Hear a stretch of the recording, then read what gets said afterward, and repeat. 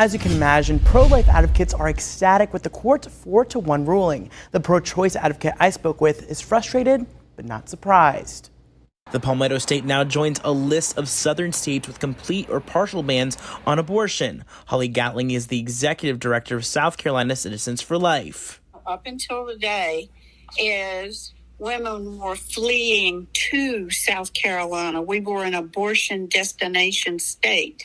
Juliana Oxley co-founded Grand Strand Action Together. We're still going to try to support women who are in need of health care, and if that involves going out of state, it involves going out of state. The Heartbeat and Protection from Abortion Act was signed into law back in May after a 2020 abortion bill was ruled unconstitutional, bringing the 22-week abortion ban down to as soon as a heartbeat is detected, which is just around 6 weeks. It's a total ban.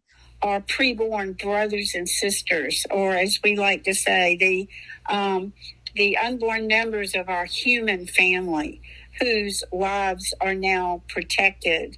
Oxley expected this outcome once South Carolina became the only state with an all-male Supreme Court. It was pretty clear from the outset that the legislature was not happy with this decision, and that they were going to try to write a bill that would be tailored to be able to make it through a new Supreme Court.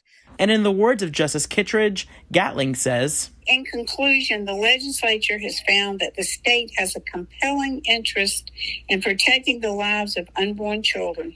That finding is indisputable and one which we must respect. Now, Governor Henry McMaster praised the ruling, saying in part, with this victory, we protect the lives of countless unborn children and reaffirm South Carolina's place as one of the most pro-life states in America. I also received a statement from the Palmetto State Abortion Fund, which reads in part, as we consult with our lawyers, we are still here for all abortion seekers in South Carolina and will be by their side throughout this new reality.